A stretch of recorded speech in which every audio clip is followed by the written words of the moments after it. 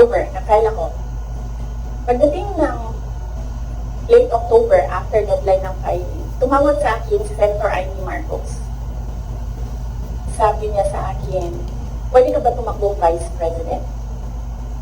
Sabi ko sa kanya, alam mo, hindi ko pa narinig, ever, na sinabi sa akin na tumakbo akong Vice President. Sabi ko, bakit mo ako i-request ngayon na tumakbo ang Vice President? And I'm happy that she was honest enough to say, kasi matatalo kami ni Lenny kung hindi mo dalahin ang Bisaya. It was very straightforward. Now, it was all about winning, sabi niya sa akin. So sabi ko sa kanya, Bisaya naman dayang ato ang istoryahan din ni tawagan ninyo si Bato de la Rosa.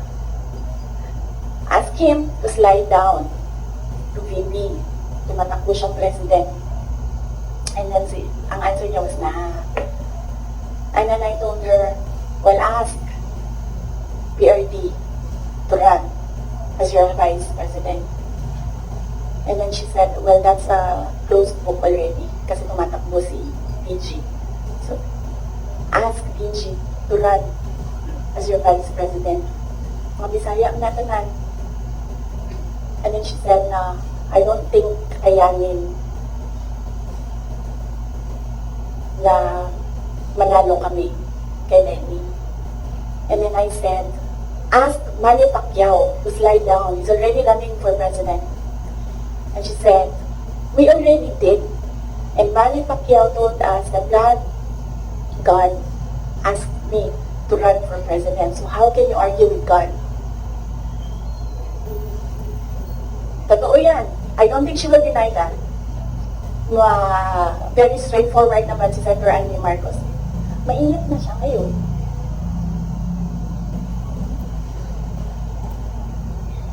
So, I said, sabi ko, it's never been talked about.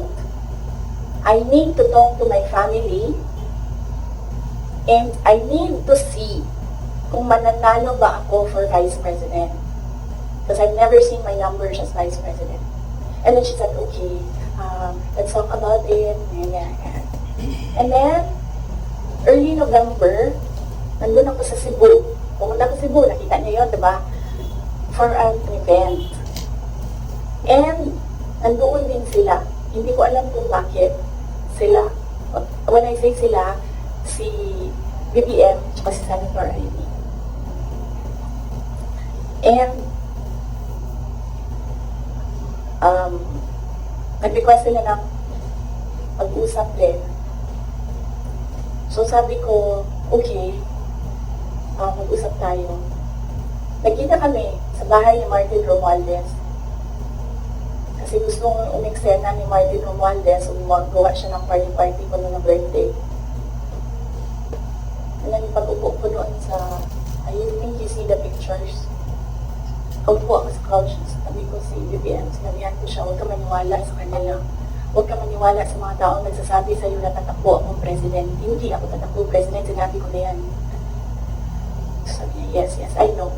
Sinabi mo na rin yan noong pumunta kami during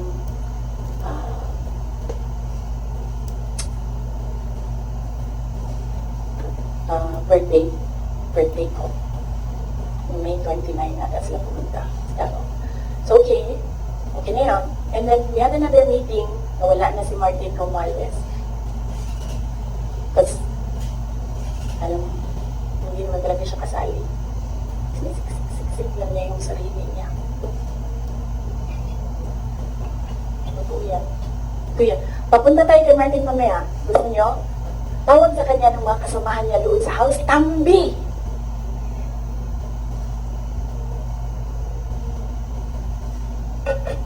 Anyway, nagkaroon kami ng meeting. Diba? Cebu pa rin. Face to face.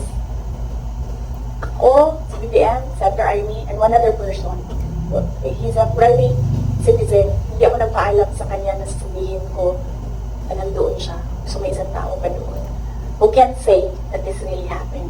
So sabi ko, again, I've not seen my numbers. Kung mananalo ako. Sabi ko, okay lang sa akin tumakbo Vice President. Sabi ko, number one, siguro man ma-reduce konti ang disappointment ng mga tao sa hindi ko pagtakbo President. I think may intindihan na nila. And ito na lang yung i-offer ko sa kanila mag-Vice President ako. Number two, madaming big ticket projects. Si PRD. Sa build at that time na gusto ko sana makita na magawa para sa bayan. Kasi hindi natapos. Kasi kulang nga talaga ang 6 years. So sa ngayon, mag-third year na tayo, wala pa tayo nakikita ng big ticket projects, di ba? For 2028, huwag na kayong mag-expect na meron kayong makita. Kasi it takes more than 6 years to prepare for a big ticket project. So sabi ko, and sinabi ko sa sarili ko, bata pa naman ako, hindi man ako nagmamadali, wala naman akong papupuntahan. And naisip ko, I cannot do anything more for Davao City. Number 4 na kami. Naisip ko, I don't think kaya ko siyang i-elevate to number 3, number 2, number 1. Hanggang dun lang yung kaya kong gawin. So, ibibigay ko sa iba, maybe they have more ideas, more innovation para mapagawa nilang number 3 ang Davao sa buong Pilipinas. So, I said, okay, I need to see my numbers. Sabi nila, okay, we can do a quick and dirty survey. Sabi ko, oh, sige. Sabi ko, gawin nyo. And then you come back to me kung anong nangyayari. So, napagawa sila, and then tinawag nila ako. Sabi nung nag-survey, at yung survey, okay naman, sabi nung nag-survey, huwag lang kayong mag-iwalay, mananalo kayong dalawa. Ito yun. Hindi pwede mag-picture, pero pwede kayo makita sa inyo mamaya. Kinoveran lang namin yung mga private citizens dito, sa photo na ito. Ito, pinresent yung survey. May cover lang yung mga tao na private citizens. Ang nandito, Senator Amy, Governor Claudio Bautista, Congressman Claudio Bautista, former Mayor Luigi Quisumbing, Attorney Vic Rodriguez, Inday Sara, infamous Vice President, BBM Sandro Marcos. Pwede niyo tingnan mamaya, bawal mag-picture na. Okay. So sabi ko, okay, balikan ko kayo, kausapin ko pamilya ko. Kinausap ko, mama ko. Kinausap ko yung dalawa kong kapatid, si Paolo at si Baste. Umupo kaming apat. Sabi ko, takbo kong Vice President, ito yung mga rason. Sabihin niyo sa akin, bakit hindi ako tumakbo Vice President? Walang sinasabi. Ang sinabi lang ng mga kapatid ko, anong matulong namin sa iyo. And then sabi ng nanay ko, okay, sige. And then, sumulat ako ng letter, nag-address ko kay PRD. Sinabihan ko yung kapatid ko, si Baste, kinausap ko siya. Sabi ko sa kanya, kaya mo ba ang gawing number 3 itong Davao City? Kaya mo ba saluhin? Kasi kung hindi mo gusto, hindi mo pa kaya, hindi ako tatakbong Vice President. Sabi ng kapatid ko, kaya ko, gagawin namin. Okay, tumakbo ka Vice President. So sabi ko sa kanya, okay, we're okay with you.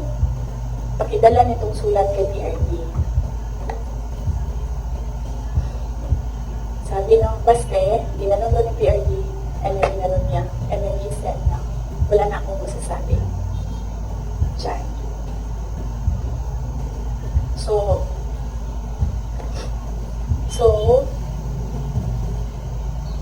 Okay lang, sir, kasi kung babaan ninyo, masyado tayong madami dito, iyan siya. So,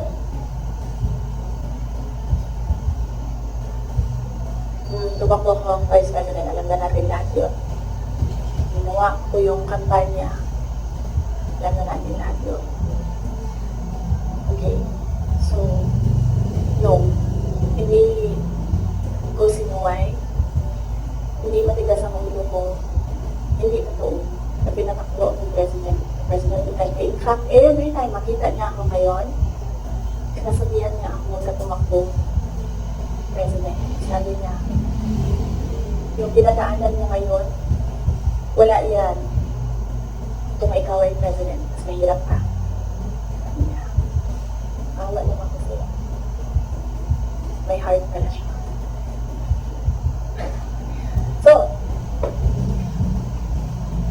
klaro na yan. Hindi ko kasalanan that we are on this road to hell. Hindi ko kasalanan kung hindi marunong. Kasi kung alam mo naman na may kakulangan ka, bibilisan mo yung gagawin mo para mag-catch up. Hindi ka nag-uupo lang doon na parang, may kakulangan talaga ako, ganun talaga. Hindi ganyan.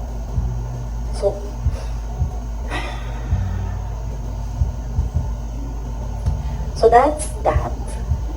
And then, ito na kami ni Mr. Deception.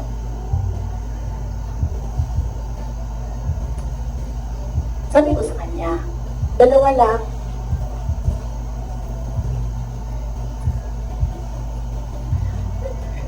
Para pantay. Dalawa lang. Sabi ko, dalawa lang. Ang request ko sa iyo. If you win, dalawa lang ang request ko sa iyo. And I think, I requested this na one-on-one kami online. Pero, meron akong nabasa somewhere na merong nakikinig sa side niya. Kasi nag-post yung taong yun. Pero yun yung request ko at the time. Kami lang dalawa. Sabi ko sa kanya, pag nanalo ka, dalawa ang hingin ko sa iyo. Unang-una, yung trabaho ko. I want to work sa security sector. Kasi there will never be development kung hindi solid ang security backbone mo. Hindi ko sinabi sa kanya yan. Pero, nilanong niya ako, bakit Department of National Defense? Sabi ko sa kanya, kasi karamihan naman ang problema ng insurgency ng terrorism, nandyan yan sa Mindanao. Pinalakihan mo yan, naiintindihan ko siya. In fact, kung bumaba ako, insurgency free na ang Davao City. So, naiintindihan ko siya. Yan yung gusto ko. He said, readily, he said yes. And then, ang isa, sinabi ko sa kanya, itong trabaho na ito, maiiwanan ko yung mga anak ko. Naiintindihan ko yan. Handa ako dyan. Pero humihingi lang ako ng tulong sa iyo na suportahan mo yung air travel ko. Kasi maiiwan yung mga anak ko. And gusto ko lang na pag kailangan nila ako, makakauwi ako sa kanila. Kasi itong mga bata na ito, lumaki sila sa akin. Since birth, hanggang nag-decide sila na hindi na sila matabi sa akin sa tulong. Nasa akin sila gabi-gabi. Except pag wala ako sa bahay na trabaho. So, sa bata kasi, hindi naman niya maintindihan na, anak, I have to concentrate myself in the service of the nation. Hindi mo naman pwede sabihin sa bata, hindi maintindihan yun. So, sinabi ko sa kanya, supportahan mo lang yung air travel ko because I need to go home my children. Kasi kahit na Vice President ako, gusto ko pa rin na maalala nila na nandiyan yung nanay nila dahil sa loob ng bahay. Hindi naman Vice President tingin sa akin ng mga anak. Just plain, mama, may kailangan ako, mama, may problema ako. Sabi niya, yes. Dalawa lang yun. Sabi niya, yes. In fairness, hindi siya yung nag-commendate sa DND. Hindi totoo yan na hindi binigay sa akin. Bigay yan. Nung nagala na, sinabi ko na ito dati, ulitin ko lang. Nung nagala na kami, nakita ko yung photo. And then I realized, sabi ko, gagawin talaga ng mga tao na ipaaway kami para masira yung partnership. Yun talaga ang gagawin. Lalong-lalo na mga yellow, ng mga liberal. Kasi yun yung gusto nila. So sabi ko, they will exploit this. And dahil nasa PNP ako, araw-araw ako magduldahan. Ano ginagawa ng babae niya dyan? Diyan ay yan, nabuhat. Asa kaya siya dito? Planning ang kulita? Planning to overthrow the government? Kasi PNP yan. Hawak mo ang military. So sabi ko sa sarili ko, ayaw ko na magtrabaho ng gano'n. Na araw-araw ka, pinag-iisipan na meron kang gawin. Sabong ka siya ba, magtrabaho ka o nanapay inana na intriga, madaod lang yung mga kamada. So yun po, sabi ko sa kanya, pwede ba ako lumipat sa education? Kasi tatlo naman yung plataforma ko. Ang kaya pamumuhay, trabaho, edukasyon. Sabi ko, pwede ko lumipat ng DepEd. Sinabi ko rin sa kanya kung bakit. Ayaw ko na itragain ako. And then he said yes. So napunta ako sa DepEd. And then the other one, sabi ko sa call ng air travel, sabi, hindi na nangyari yun. Pinilit namin, hindi na natupad yun. Some beses, sabihan ko siya, sabi ko, pwede ba sabihan mo yung 250? Kasi na ako ang priority. Hindi ikaw. Kasi yan yung usapan natin. Kasi naiintindihan mo, di ba? Na meron akong maliliit na anak. Kasi sabi niya, why are you tell them? Then British accent. Then I said, of course. Kasi presidente ka, ikaw magsabi. So hindi na, some places. And then one time, priority daw si Lisa. Wala ko na, bakit niya parang bayan na ito. And then one time, priority daw si Miranda. So, I said, okay. This is,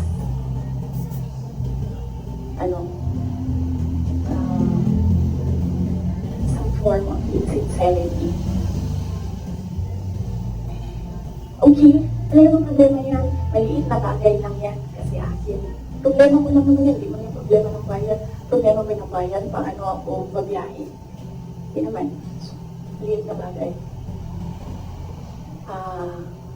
Ako na gagawa ng paraan para ako maging nanay.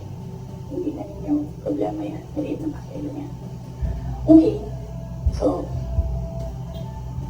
that was that. That was personal sa aming dalawa. And then, dito na tayo sa DepEd. Alam niyo na yun. Diba? Sinabi ko na sa inyo. Budget ng DepEd. Question? Yes, ma'am. Hindi ko kasalanan na we're in this road to hell. Hindi ko kasalanan na hindi marunong. Din-accomplish your sentence. Can you elaborate po? Hindi marunong maging presidente ang nakaupo. Kasalanan ko ba yun? Hindi. Kasi sinasabi ng mga tao, kasalanan mo kasi hindi ka tumakbo, ikaw sana yung presidente, hindi siya. Kung na I said, maaga ako nagsabi na hindi ako tatakbo for president. May mga madaming mga negative tungkol sa listahan. Okay. So, yes, sir. Yes. Sir, tapos ka na. Balikan nila. Ikaw muna, sir. Anong oras ito, JC?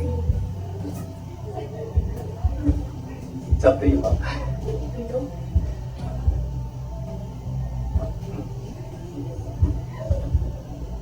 Pastor PB, with all this revelation that ayun na meron kayo mga request kay President Bongbong Marcos in case you win, which is you.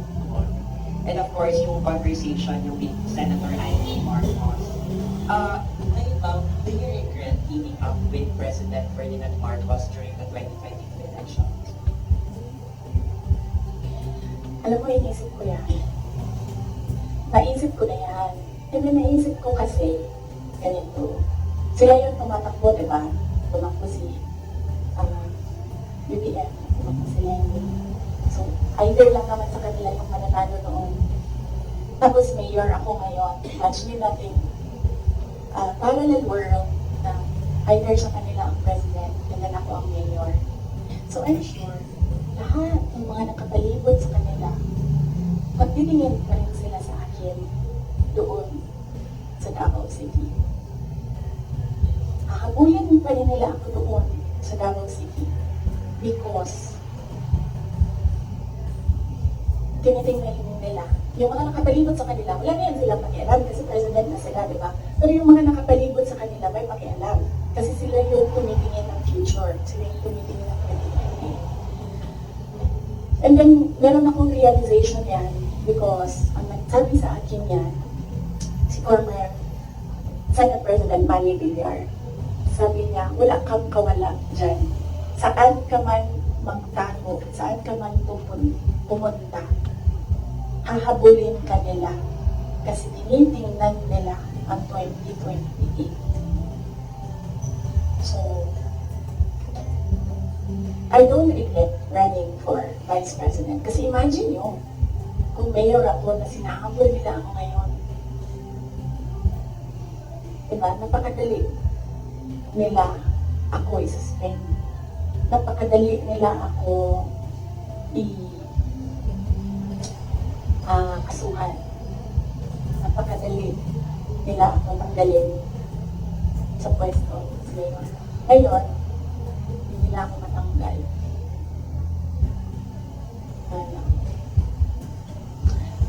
They can drag me to hell. Pagdating nila doon, ako pa rin yung presidente ng impyerno.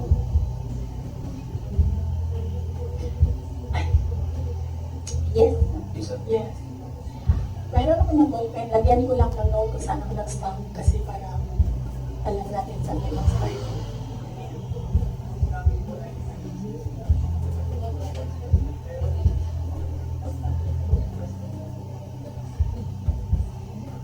Hindi man ako na-request ni Bibi Lenya Vice President niya. No, hindi ko pinagsisihan yung pagtakbo ko as Vice President. And hindi ko din pinagsisihan na makipagtandem ako sa kanya. I'm sure merong rason ng Diyos kung bakit ako nilagay dito sa upuan na ito sa ilalim ng seal na yan. Para rin siguro sa kanya, para kay BBM or para sa bayan, hindi ko alam kung anong rason ng Diyos. Sometimes, or all the time, hindi natin nakikita ang rason ng Diyos. Nakukonect na lang natin siya kapag meron ng ibang nangyari sa buhay natin. Siguro, yun yung rason. Para, ganito, gawin ko, bullshitin ko sila ng bullshitin. Bullshit kayo lahat. Drag me to hell. Sorry sila muna kasi hindi pa sila nakatanong. Ma'am, good morning, Bibi. Since wala po kayong intention to run for Vice President of the Philippines, can you say na napilitan pa talaga kayo and without yung call ni Senator Amy, masasabi niyo ba na nagamit lang kayo para lang manalo si President Bongo Marcos sa pagkapango? Napilitan hindi. Very rational yung decision making ko sa pagtakbo as Vice President. Sinabi ko kanina. Ganon din ginawa ko. Nilista ko yung positive, nilista ko yung negative. Nandun yung positive, sinabihan ko yung pamilya ko. Tell me the negatives. So, ano yung isang tanong? Nagamit. Yes. Clear naman yun. Tinanong ko, bakit ako? And then she said, matatalo kami ni Lenny kung hindi mo dalhin ng mga Bisaya. Eh, kaya nagbigay ako ng options. Bisaya tanan. Dolorosa, Bongo, Manny Pacquiao. said na hindi kayanin. Except for Manny Pacquiao, hindi naman siya nagsabi na hindi kakayanin. Ang sinabi lang niya, nag-refuse si Senator Manny Pacquiao. So, of course, ginamit nila ako para manalo sila. Obvious naman yun. Gusto niyo makita yung survey? Hindi ko siya dala. Pero next time dalhin ko and then, pwede rin tumingin ka if pwede mag-picture. Joe, yes, ma'am. So, ang PWRC. Yes. Ma'am, ay magtanong. So, ano, sa tingin mo, dapat ibang na lang po sa Sige, kung mapabalikin ako, tanong ko ka Vice President. Ilagay ko dyan. Lahat dito eh. Ma'am Marlene po from Registry Star Airport. Yes, ma'am. Having said na hindi mo kasalanan na hindi mo maging presidente, pinaka po ngayon, ibig sabihin mo ba hindi po kayo kontento sa trabaho mo? Kaya nga umalis ako, di ba? Sa administration. Hindi ko na gusto yung mga naririnig ko doon. Hindi ko na gusto yung mga nakikita ko doon. Kayo, gusto niyo ng pera, at natakot kayo, okay? Huwag niyo na ako isali. The reason why, noong 2016, ito sidebar na lang ito, hindi ko kasali na, hindi tayo natagal dito. Huwag na yan. Sige. Hindi. Hindi ko na gusto. Kung presidente niyo siya, okay lang. Ako, hanggang vice president lang ako. Hanggang number 2 lang itong bansa na ito. Wala itong number 1 para sa akin. Yes, Bella. Yes, and hi ma'am, kanina po kasi sinabi niyo na, ma'am, here, Yes, yes. para maging vice president. Did you somehow na sana inas ka na lang po niya na maging vice president niya to run alongside you? Hindi, ma'am, uy. Hinuupo ko, pinaon sila niya. Kung na mangyapo na nila sa BRD, di ba? Mag-ICC, yapo na nila. Somewhat na. Si Trillanes, kung sila niya, magkaumay man na sila. So, kung Presidente sila niya, inahagapon ng ICC. Alam niyo ba bakit hindi umuusan yung ICC? Kwento ko sa inyo next time. But, masyado na kayong madaming material. Pwede natin i-cut-cut ito. Right, Mendoza. Ma'am, sorry Oh. ma'am.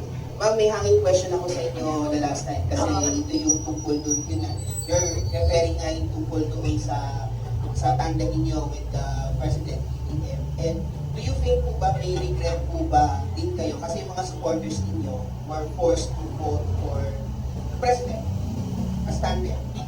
Yun yung sinasabi ko before na kasi may mga supporters din si President Marcos sinasabi na budol din sila sa Nino. inyo. Budol ako. Oo, nabudol din daw kayo sa, nabudol din sila sa inyo. Tapos parang ganun sinasabi ng mga loyalista ni BBM na bumoto sa inyo as tandem. So, pwede na po ba masagot yun, ma'am, kung sa tingin niyo po ba bumaba yung pagbaba ng inyong suporta sa pagbaba ng suporta sa mga loyalista ni BBM ay enough po ba sa inyo na or plastic money po ba na bumaba yung suporta ng mga loyalista ni BBM sa inyo? Hindi ko alam kung ano yung nire-refer nila na nabudol ko sila. Iningi nila sa akin yung kampanya ko, binigay ko sa kanila, nanalo sila. So, sana nabudol. Nung tumulong ako sa administration, ang DepEd was what? Top 3? The morale of the teachers were so high na they were happy maghirap na magturo. Rain or shine doon sa mga classrooms. So, ang sabi ko ng budol. Sa akin ba yun, kung number 3 ang DepEd? Ako ba ang presidente? Hindi. Sa kanya yun, cabinet member lang ako. Diba? Accomplishments ng DepEd. Sa akin ba yun? Hindi. Sa bayan yun. Accomplishment yun ng president. Ms. Arcel Garcia, Fuji TV. During the time of your dad as president, he was not also having good terms with the vice president, and now apparently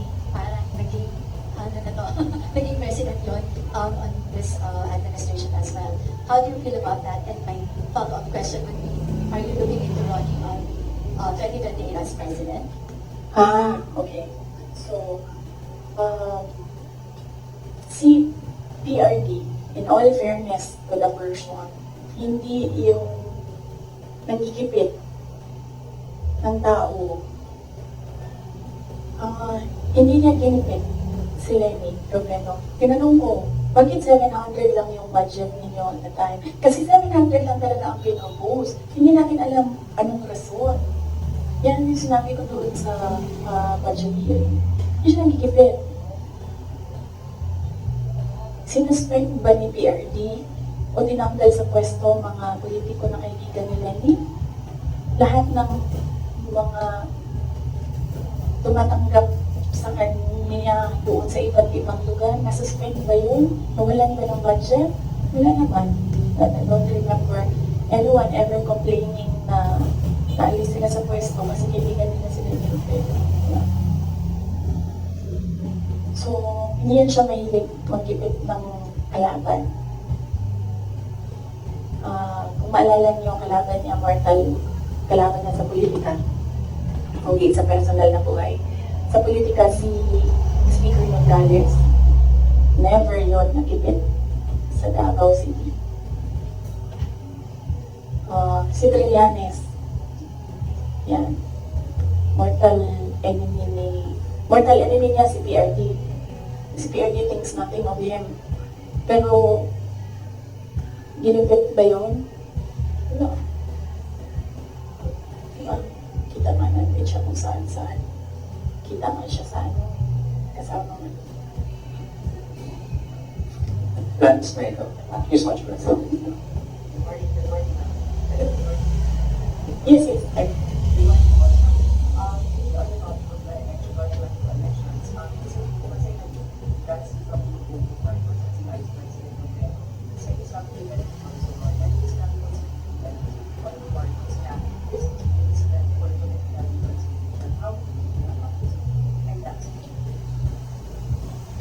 Wait lang ha. And the 2028 question, ma'am. Oo. Sa sunod na lang yan, ma'am. Ano ba yung sinabi ko na date? Kailan nga ba yun? Fourth quarter of 2026. Fourth quarter of 2026. So, mag-advise ako kayo.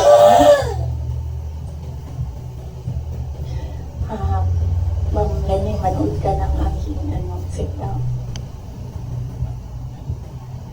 Yan lang.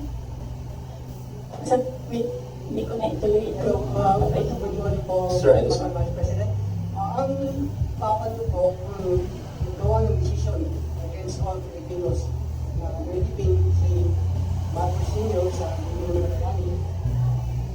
Ano na po nangyari ngayon? Kalimutan na po ba ng nakaupo ngayon? Maraming salamat. Hindi ko alam. Pero isang beses sinabihan ko talaga si Senator Amy. Sabi ko sa niya, kung hindi kayo tumigil, bubukayin ko yung tatay ninyo. Itatapon ko siya sa West Philippine Sea. Sinabihan ko sa Senator Amy. One of these days, pupunta ko doon, kukunin ko yung katawan ng tatay niyo. Tapon ko yan dun sa West Philippine Sea. I don't think sumagot siya. Hindi ko maalala. Nandun pa yun sa group chat. Mayroong mga nakakita. Ngayon ang tao. Pero Senator Amy naman, kilala niyo naman siya, diba? Diretso yung magsalita. Hindi niya, hindi siya, she's a really a sincere person. Yes, sir.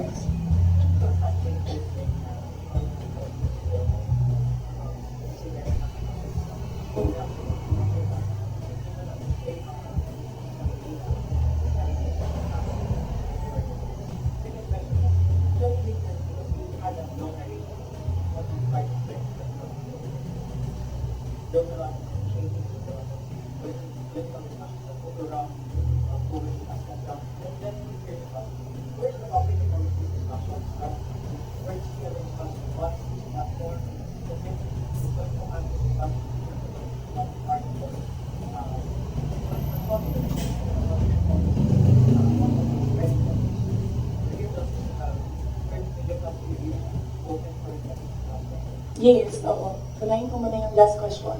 Last question was, hindi ko alam sa kanila. I mean, you should ask the President kung ano yung platform niya. Pero very clear yung platform ko. It was continuity of build. It was mapayapang pamumuhay, edukasyon, at trabaho. Very clear.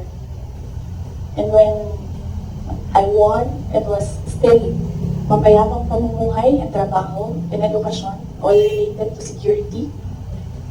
And noong hindi ko nakuha yung overarching na sector, I focused on education. Siguro yan na rin yung sagot sa unang question mo. Paano ko nasabi na i-substantiate ko yung sinasabi ko? I don't ever remember may platform siya na sinabi kung anong gagawin niya para sa bansang ito. Di niya sinabi ano ang gagawin natin sa food security. Wala siyang sinabi kung anong gagawin natin sa inflation na darating. Kasi alam naman natin na at the time na darating yun eh. Kasi nakikita na, na-forecast na siya. So, yan yung pagsasubstantiate ko sa sinabi mo. I don't ever remember may plataforma siya. I don't ever remember him discussing kung ano ang gagawin sa problema ngayon. Alam niyo noon, pag pumupunta ko sa 7-Eleven, expensive yan na tindahan naman. Ay, sorry, 7-Eleven. Pero yes, expensive sila. Kasi, ano sila, go-to. Mabilis kang kabili ng yung kailangan mo. 1,500 ko noon. Bili na ako ng corned beef, bili na ako ng tinapay, bili na ako ng ano-ano. Ngayon, ang 1,500 ko, tsokolate na lang ang bili ko. Tsaka ice cream. Wala nang corned beef, wala nang tinapay. So, yes. Very quick follow-up. Oo. The conversation happened between you and Senator, right? You mentioned about Hindi kasi conversation yun eh, group chat yun. Tapos, noong banan sila ng banan, sinabihan ko na talaga siya. Sabi ko, one of these days, kung kayin ko talaga yan, tapos yun sa Philippines siya, tatay niya. Okay, so pwede tumuloy na muna tayo. Ha?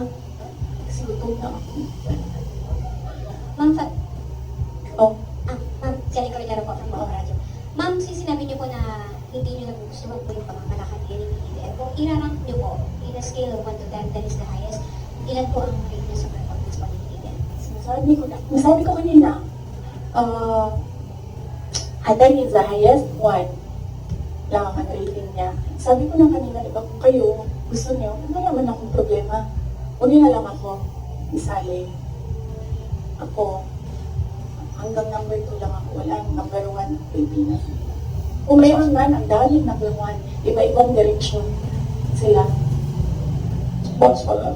Nung follow-up lang po, since you mentioned na President Ferdinand Marcos, you don't remember at all him discussing with you kung ano yung platform niya when he run for the presidency. Pero kayo po ba, did you insist na parang sa part ninyo, this is what you want for the country?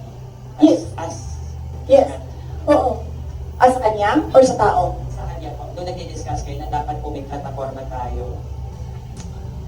Kasi naman, di ba, expectation mo, pag tumakbo yung tao, meron siyang sinasabi na gagawin niya. And, pasensya na. Pero nung nakaupo ako doon at the time, hindi ko nakikinig sa kanya. Ang narinig ko lang, sama-sama tayong babangon muli.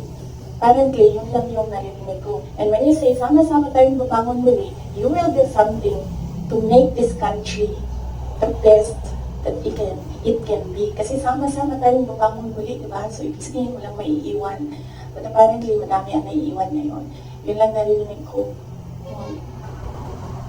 Ang mali ko ata is nag-assume ako na when you say sama-sama tayong babangon muli, nagawa ka ng mga bagay para sa bayan at para sa taong bayan. Nag-assume ako na ang gagawin niya ay mas maganda pa, mas maayos pa, mas magaling pa sa lahat ng dumaan na presidente. Sir, ako din kaganyan sa'yo. Tapusin na natin ito. Otherwise, hindi pa tayo matapos ngayon, babalik tayo bukas sa Pedro.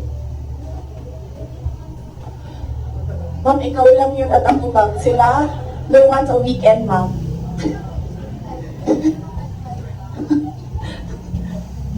Wait lang. Yes, sir. Yes, sir. Yeah.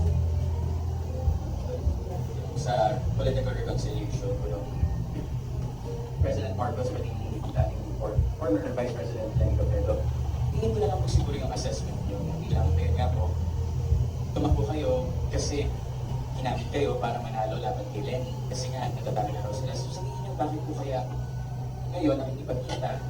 Bakit ngayon nagkakaroon ng movement towards political reconciliation habang nag-aaway kayo? Oo! Sabi, di ba, sinabi ko niya, pa dyan, ako na lang mag-isa na iiwan dito. Ako na lang isa na iwan dito. Nagsama-sama na ang mga dayuhan, huwag niyo akong tanungin ha, about foreign policy. Mga dayuhan, mga NPA, mga smuggler, mga drug addict, ang mga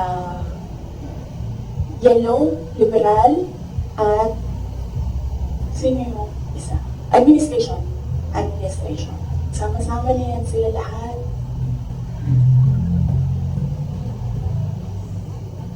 Ako lang na naiwan dito sa kaya nga ito naman na mesa natin. Kasi ako lang mag-isa na. For what? I think, di sila ganahan siguro sa kuha, tingaling di sila ganahan sa kuha. Yan ang mga insecure.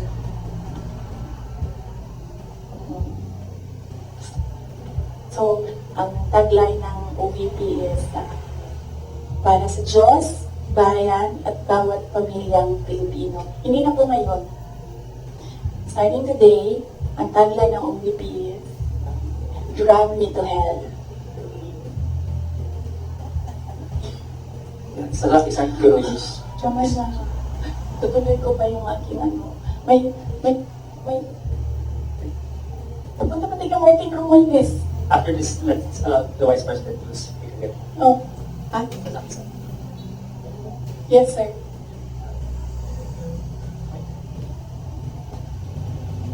I just wish to question if you didn't join Unity as a vice president in the election, do you think the BBM could not elect them and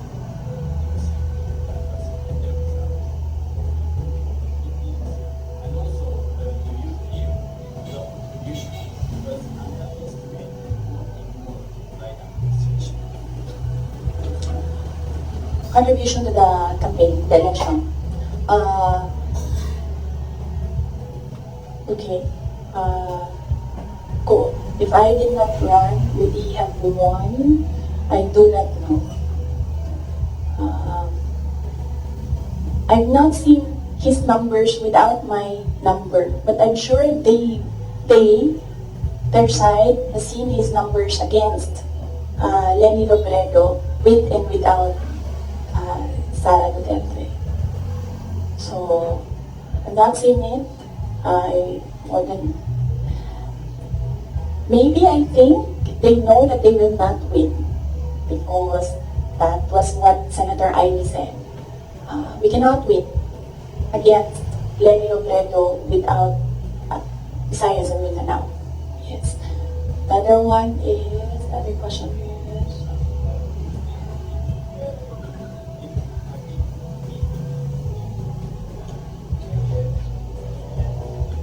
BBM could not be elected. It's just the result for the people Philippines now. I wouldn't know as well. I wouldn't know if we would be in a better place if Lenny Robredo is president. Something that is speculative. So I cannot answer the question if we would be in a better place if we had another president, not BBM. And also, do you think you should Ah, as an yes, I believe so because we are here today because he said he was deceived. So yes, I believe yes, and they've been saying that in their communications that in fact ayaw ko i-mention ang pangalan niya, so I just mentioned his initials, LG. Yan ang sinasabi niya. She did not bring anything to the table. When in fact, I am here sitting down today to tell everyone they needed me. I don't need them. So, sabi ko kanina sidebar, haba yung yung 2016, balik tayo 2016.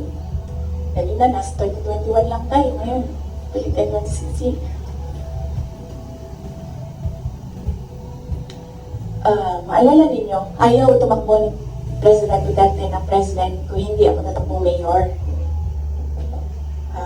Ulit-ulit niya yan sinasabi, hindi ako tatakbo kasi si Inday Sara ayaw niya tumakbong mayor. Because humindi na ako sa politika noong 2013, sabi nila tumakbo kang congressman. I've never liked legislation. I'm better at execution. So, sabi ko, no, hindi ako tatakbong congressman. I'd rather work sa law office. So, 2016, sabi ko, no, I'm done. Bahala kayo kung ano yung gusto nyo. But he said that, no, I cannot run. Kasi ayaw ni Inday Sara tumakbo. Ayaw ni Inday Sara tumakbo ng mayor. And then, hinilit ako ni BG, said some things, pinatawad ko na siya ngayon, he said some things doon sa akin, that I said, okay, sige. Kung yan ang gusto, ni PRD, tatakbo akong mayor. You know the reason why? Ayaw niya ng ibang tao, ako lang ang gusto niya. Because I don't take bullshit from anyone, even President Duterte. That is the reason why. So, I will not take their bullshit. Bullshit sila. Sila ang bullshit. Bullshit. May I request the parents to give context doon sa sinasabi ng Vice President. Alam ko, nakikita, naririnig ng mga bata, pero bigyan nyo na lang ng konteksto na sometimes people curse. Ano na? Oh, so DepEd. So, personal, and then, bakit ako nag-resign, umalis sa administration, DepEd. Alam niyo na yon. Sinabi ko na yan, 2 tao lang nagkukontrol dyan. Ulitin ko lang mabilis. Si Saldico, Martin Romualdez. Kita natin yan. Tingnan niyo ang NEP, tingnan niyo ang GAA, tingnan niyo ang tingnan niyo ang NEP, tingnan niyo ang GAB, General Appropriations Bill, tingnan niyo ang GAA. Makikita ninyo ang galawan dyan. Hindi na siya kailangan ng expert. Sundan niyo lang kung ano yung nagbabago. Anong isa pa?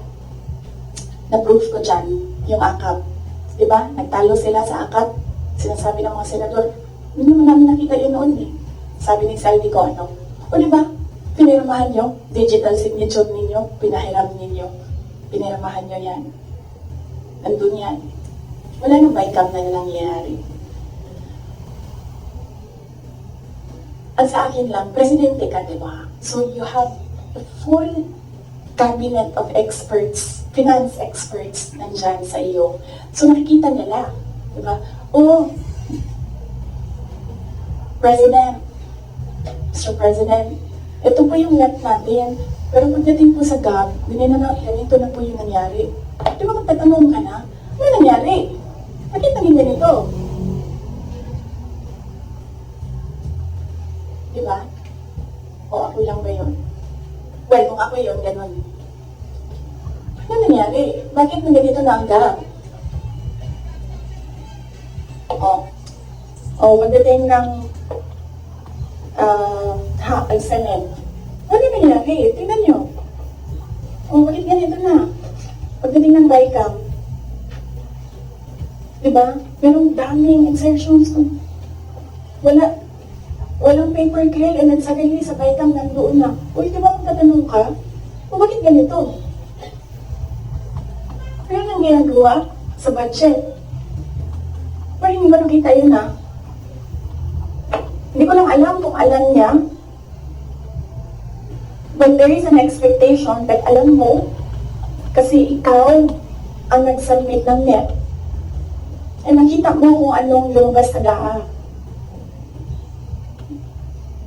So there is an expectation na alam mo kung anong nangyayari sa budget. So mayroong president na, okay, ito yung NEP. Then after a few months, okay, ito yung wondering kung alam niya kung ano nasa page 2.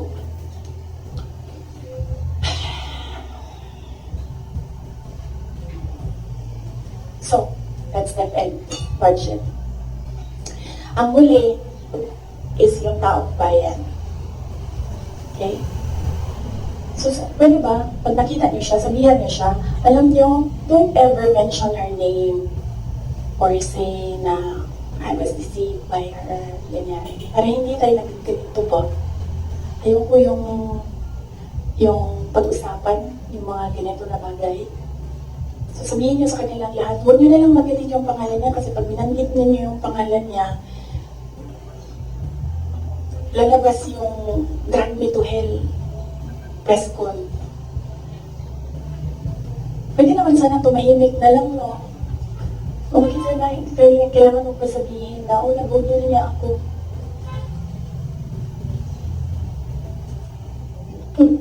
So, taong bayan.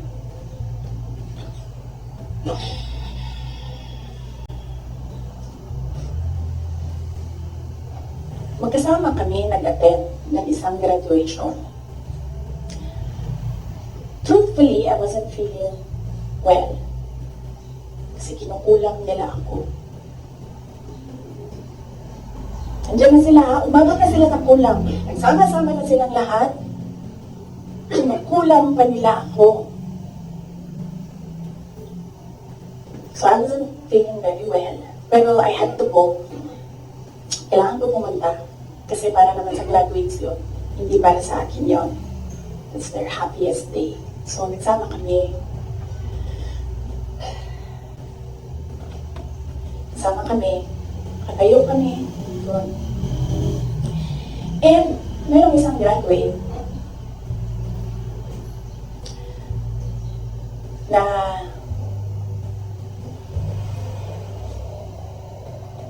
alam niyo, para sa akin, there was some sort of inappropriateness sa ginawa ng bata.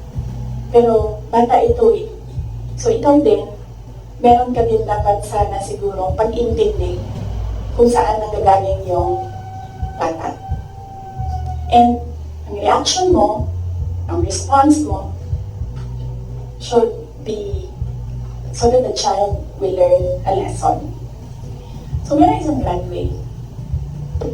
Sabi ng graduate, Mr. President, can I have your watch as a graduation gift?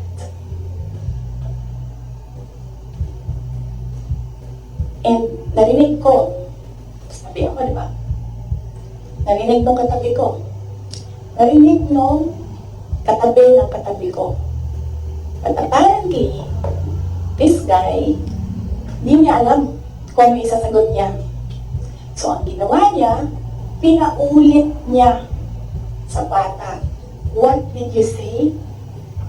So this time, syempre bata, hindi niya alam ba saan yung Inulit ng bata, louder this time. Mr. President, can I have your watch as a graduation gift? Nasagot niya. Why? Why will I give you my watch? At that point, may sakit na ako. I wasn't feeling very well. Nandun lang ako, nakakatayo ako dun kasi may gamot ako. Gusto ko tanggalin yung ulo niya ba?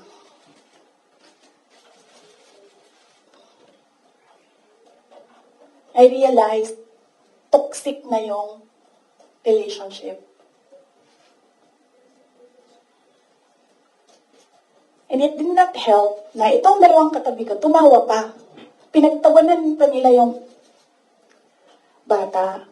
And I saw the humiliation sa face ng bata. I wanted to help him. Gusto ko sabihin sa kanya, itong relo ko na lang, relo ito ng Vice President, ito relo ng Presidente, pero I hope this will do. And then I realized na baka mas lalo mapahiya yung bata if I do that. So I just imagined myself cutting his head. Gusto ko, ganun din ang gusto ko gawin dahil sa mga katabi ko. So na-realize ko, toxic na ito.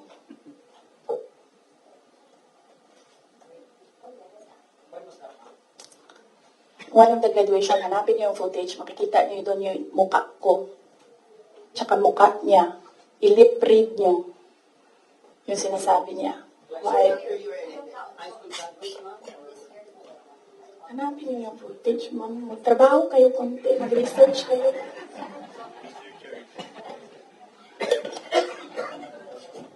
So, gusto ko sabihin sa kanya, bago ko tanggalin ang ulo mo, yung batang yan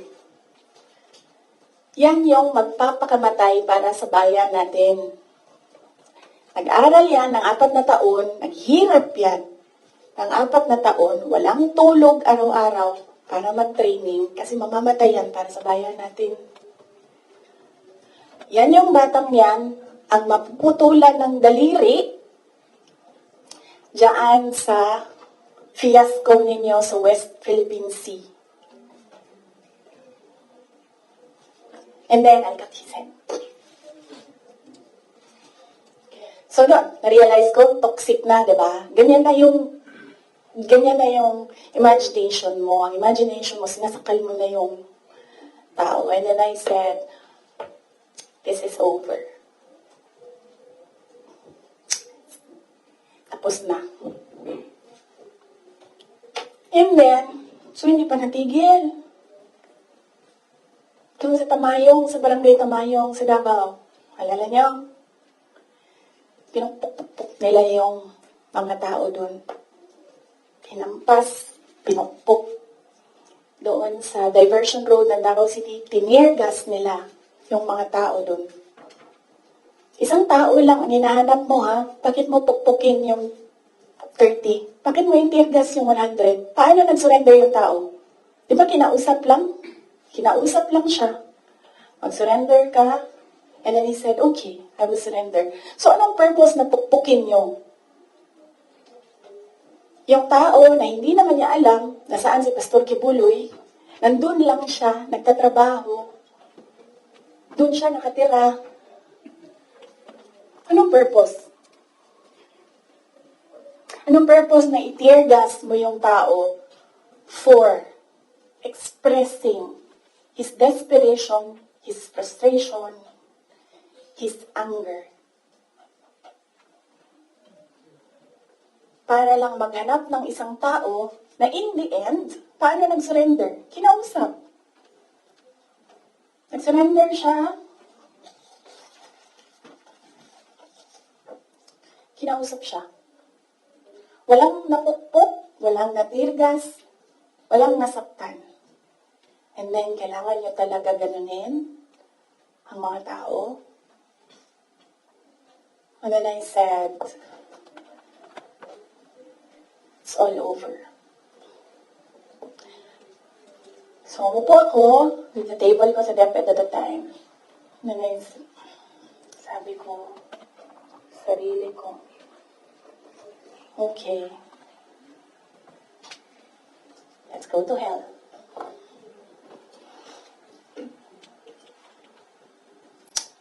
So,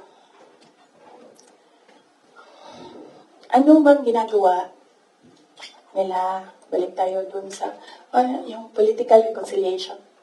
Ang gusto nila, hindi ko sinasabi silang lahat ha, si Martin Romualdez lang.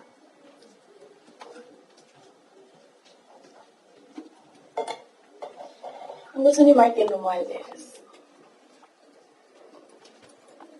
mag-president. Nakita ko yan sa kanyang mata noong ilang oras na tayo? 1 hour and 31 minutes na yun nandito.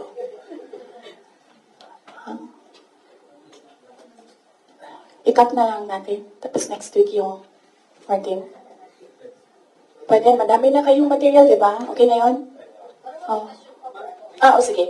Ang questions natin doon lang sa 1, 2, 3 ha. Sa personal, sa budget, sa DepEd, and kung the way he treats. Alam nyo, may red flag na yan noon eh. Kung kampanya, may red flag na yan. But unfortunately,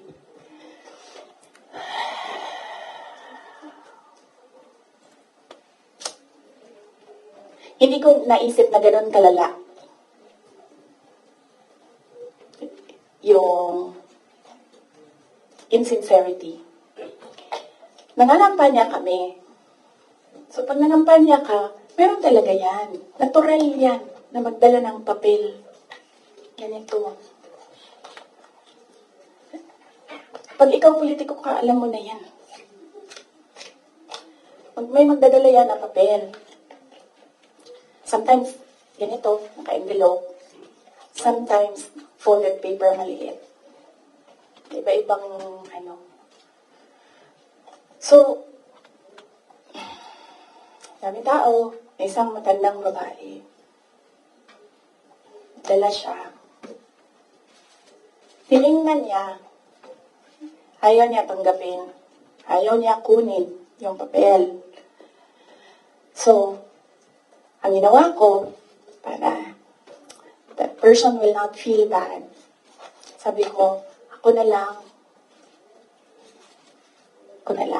Ginawa ko. Mabilis lang kasi yun, pa kasi, motorcade. So, mabilis yan. Pag ganon, gumanon, ginanon, ako na lang. Tapos, tinanong ko, may number. Sabi niya, meron. Pag politiko ka, alam mo na yan, dapat, diba? So, doon sa truck, binasa ko. 1 page lang naman, binasa ko. Simple.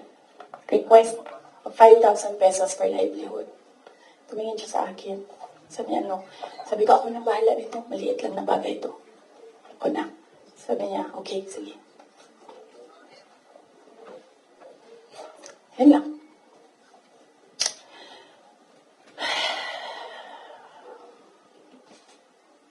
Alam mo yun? Maliit na bagay yan ba? Kunin mo. Sahin mo. May number dyan. Tawagan mo. And then you say, okay. Ano ang mga documents na kailangan namin? Okay, bigay mo. And then, okay. Complete documents. Ayan. Tapos, for some people, wala lang yung 5,000. But for other people, 5,000 is everything. Alam, merong governor ngayon, hanapin niyo siya. Hindi siya nag-BBM. Kasi, at first ayaw niya sabihin. Kaya ayaw ko sabihin yung pangalan niya kasi ayaw niya talaga ikwento. Pinilit-pilit namin siya. Bakit ayaw mo mag-BBM? Bakit ayaw mo mag-BBM? Ayaw ko sabihin kung sino yung kasama ko. Pero, may kasama kasama ako. And then, bakit ayaw mo BBM? Sabi nung kasama ko, kausapin natin ito, iupo natin itong governor na ito. Sabi ko, okay, sige. Sabi ko, bakit ayaw mo mag-BBM? Sabihin mo sa akin. Bakit ayaw mo? Ganon din ang kwento ng governor. May ibang version lang, konti. Hindi straightforward na ganon. Ang kwento ng governor, siya nakita ko with my own two eyes kasi ako yung nag-i-escort sa kanya. And for that reason, hindi ako mag-BBM. Okay na, nasabi ko sa kanya, okay, din magsara ka na lang. Nasabi niya, sige, ikaw walang problema.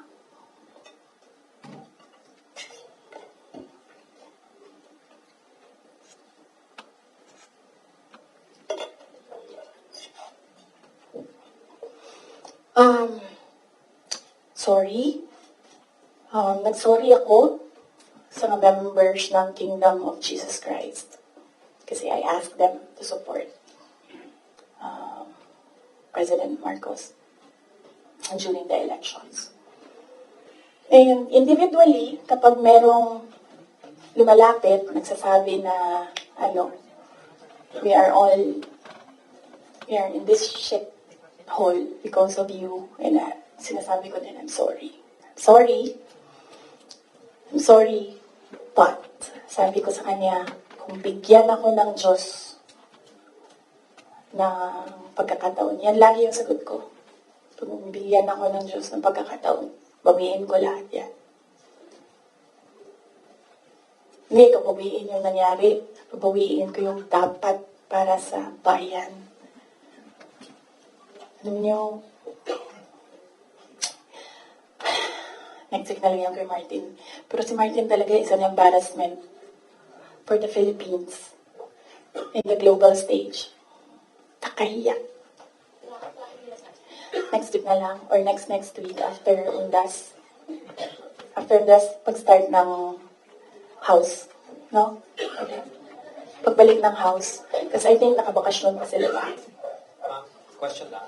Ma'am, nag-campaign kayo ni PBBM together, ilang buwan din po yun, magkakasama kayo araw-araw, almost araw-araw, and then syempre naging member kayo ng cabinet. Bakit po hindi kayo naging magkaibigan despite yung matagal na rin magkakasama po ninyo? Ni President Marcos, hindi talaga kami magkaibigan.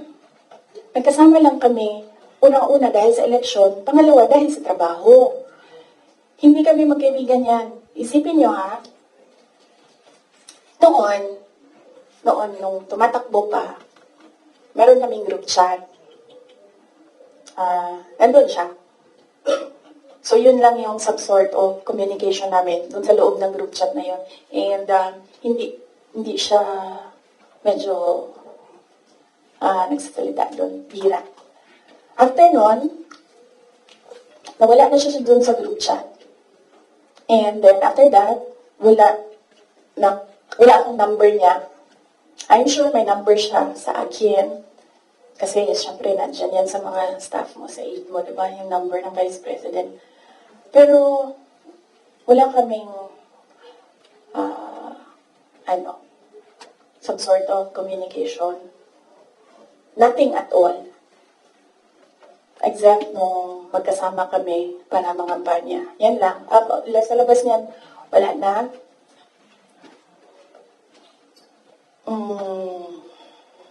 Nagkakausap lang kami dahil sa trabaho.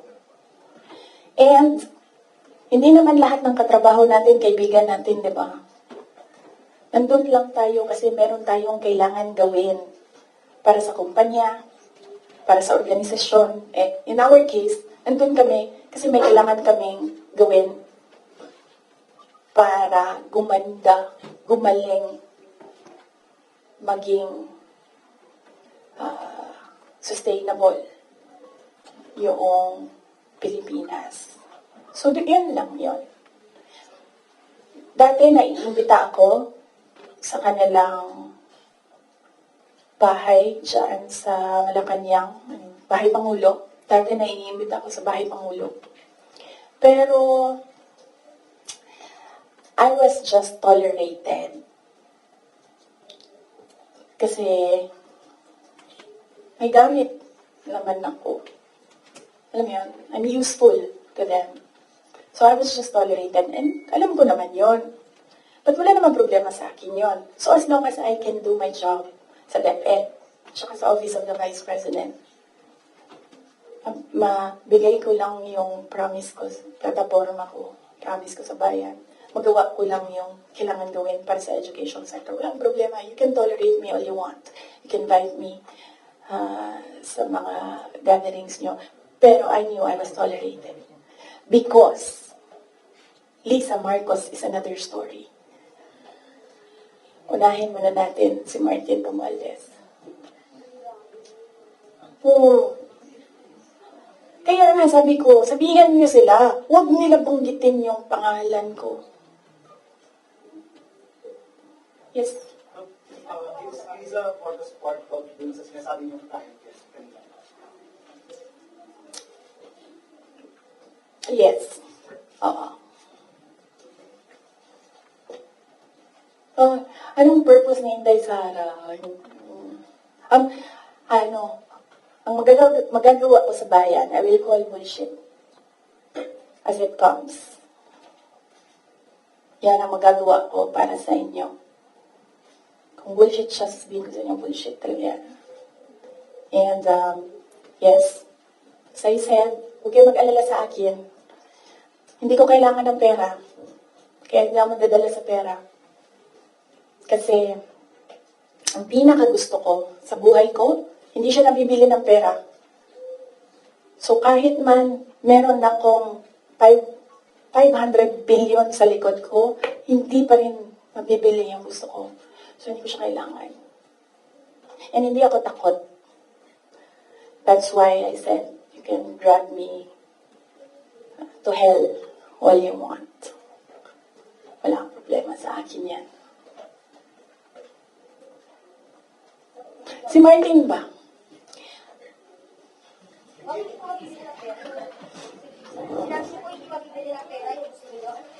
Ayaw ko sabihin, masyado ng personal yan, ma'am. Masakit na nga sa akin na kailangan ko magsalita kwento. Masakit na nga para sa akin na ikwento ko from 2016 to 2021, anong nangyari sa mga group chat na yan, yung mga papel na yan, masakit siya. I don't like talking about my life.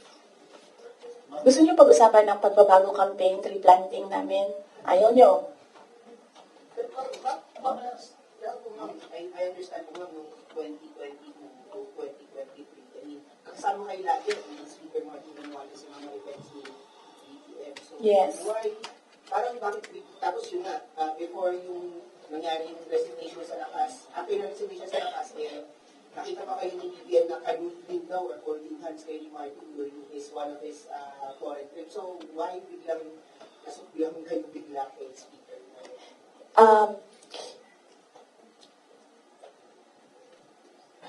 That the time, na-ambush niya ako ni Martin.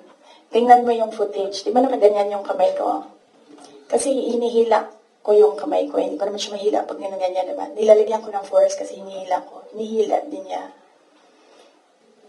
So, naisip ko, okay, fine. Huwag na natin bigyan ng sakit ng ulo ang presidente kasi ang dami niyang kailangan gawin para sa bayan. Apparently, wala. Pero, at the time, huwag na natin, for me, sabi ko, okay, sige. Ayoko maging headache sa ibang tao. Ayoko maging pabigat sa ibang tao. Ayoko na maabala ang ibang tao dahil sa akin. So, at the time, hinihila ko yung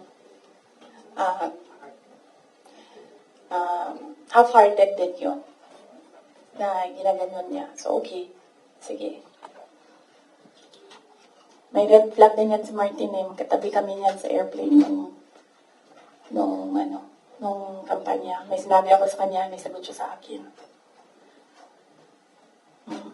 Pero yes, imagine niyo, meron tayong speaker na on record, on paper, in another country, na tumanggap ng suhol.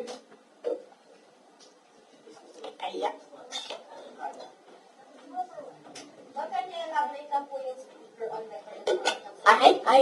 kailan ba yung speaker part? Kailan yung Martin Romualdez part? After November? After opening ng house, yes. Let's talk about yung confidential concept ng house regarding to the DepEd and the OVP's confidential Ay, yes, as I said, antayin natin yung next hearing ng House, Good Governance. Masyado pa kasing, masyadong maaga sagutin sila. Walang lumalabas eh. Gusto ko lumabas so that palang magsalita. Wala. Kahapon, wala naman. Oh, no, because we're questioning about the... Yes. Ang posisyon ko dyan, sa DepEd, hindi na ako nakikipag-usap sa kanila doon. Sabi ko, okay, nang bahala ko, anong gusto niyong gawin dyan.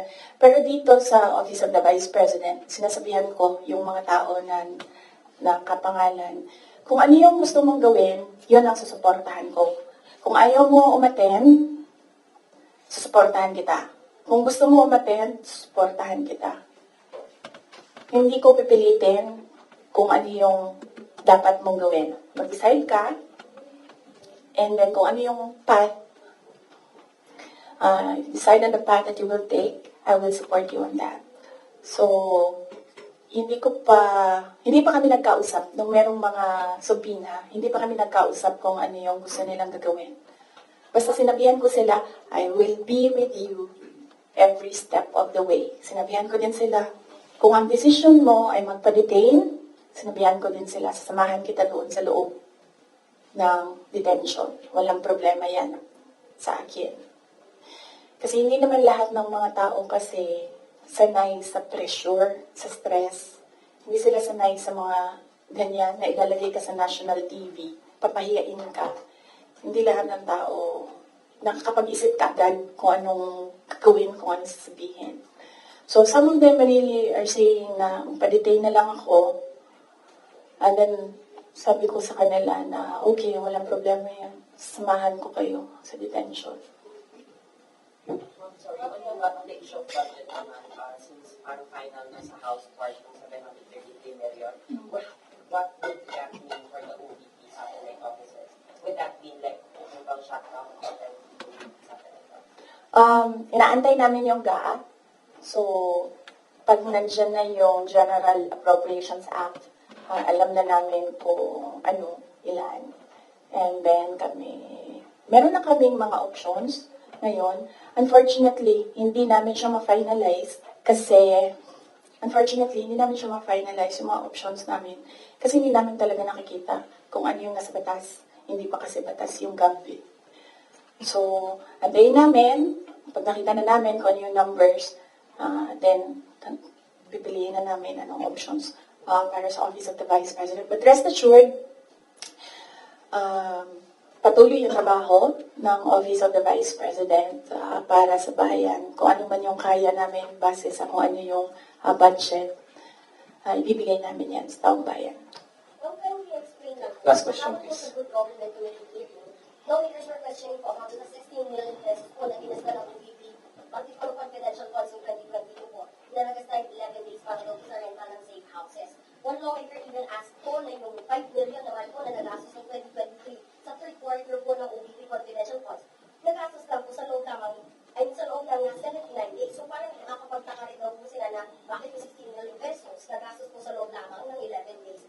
So, what can you give us an explanation po kung paano po ba nagasta nga rin po itong particular confidential funds po? Okay, sige. Last question na yan. Last question. Okay. Unang-una, nag-explain kami lagi sa Commission on Audit kung paano ginastos yan. Lahat ng hiningi ng Commission on Audit, binigay namin. Meron kaming mga hindi nabigay, sinabihan kami ng Commission on Audit, ang kailangan namin yan. So, we fully cooperated and participated and submitted to the Commission on Audit with regard to the confidential funds. Alam niyo, hindi nakakapagtataka sa gobyerno gumastos ng millions araw-araw. Kami doon sa DepEd noon, pumipirma kami billions in one day para maglabas ng pera. So, hindi nakakapagtataka ang 5 million, 10 million in a day. Pirma lang yan. Tapos lalabas na yung pera. Ibabayad na yan kung saan yan ibabayad. And then, babalik na yung documents para sa ganyan. Ganun talaga ang gobyerno. Gumagastos siya everyday para sa mga projects niya. And sometimes, it's not millions, billions ang binipirmahan ng mga opisina ng gobyerno para sa projects. Okay? Yes. Maraming salamat. Sabi ko kung mas mahal pa po yung pinasa sa same houses po ngayon, parang luxury hotel sa mga mamahaling kondo po sa Metro Manila. Kasi ang ginagawa nila, nag-audit na sila. Kaya ako hindi sumasagot doon sa kanila. Kasi ang ginagawa nila, sila na yung nag-audit. Hindi naman yan tinanong ng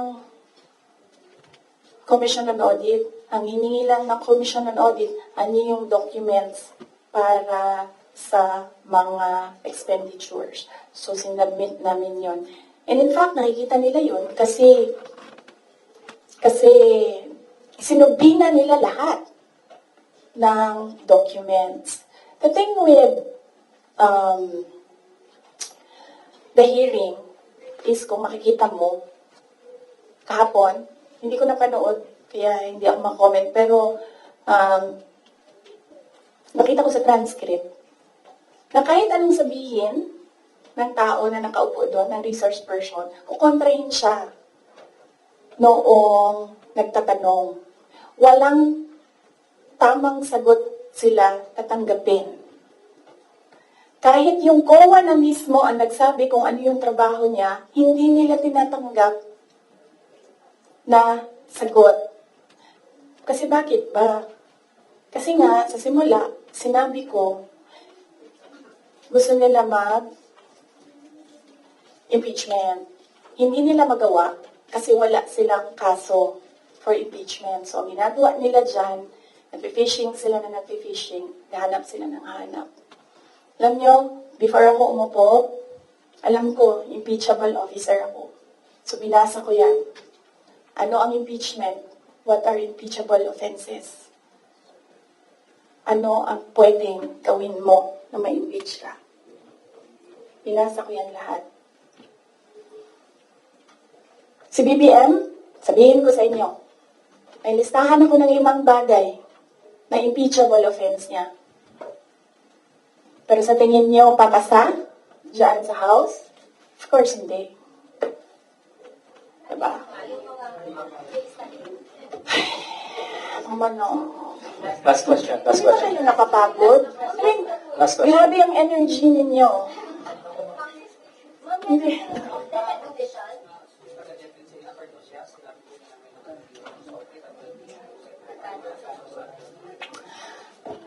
Yung envelope na yan,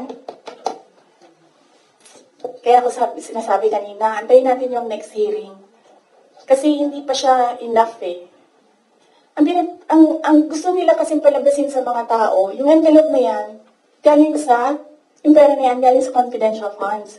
Yan yung gusto nilang i-portray sa public. Para yung perception ng tao, hindi talaga ginamit para sa ano. Pero kasi, para sa akin, kulang pa siya. So, inaantay ko yung next hearing. Bago ko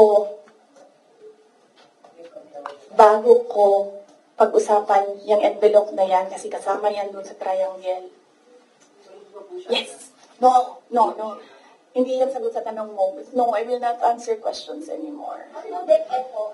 Yes. Marian. Thank you. Thank you. Thank you. Meron na pinasang certification of DepEd na galing sa mga household na nakalabas na yun sa Leadership. Hindi ginamit ang confidential funds sa AFP. Hindi din siya ginamit sa YLS. Ginamit siya supporting information doon sa mga areas kung saan may nakuha na reports na at risk ang mga bata. Walang binigay na CF sa AFP. Walang binigay na CF sa YLS.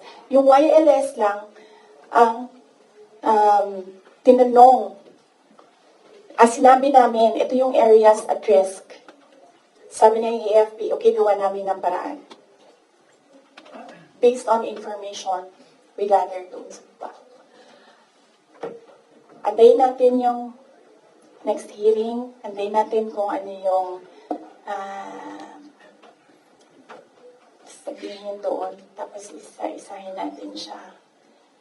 Okay. Yes. Thank you.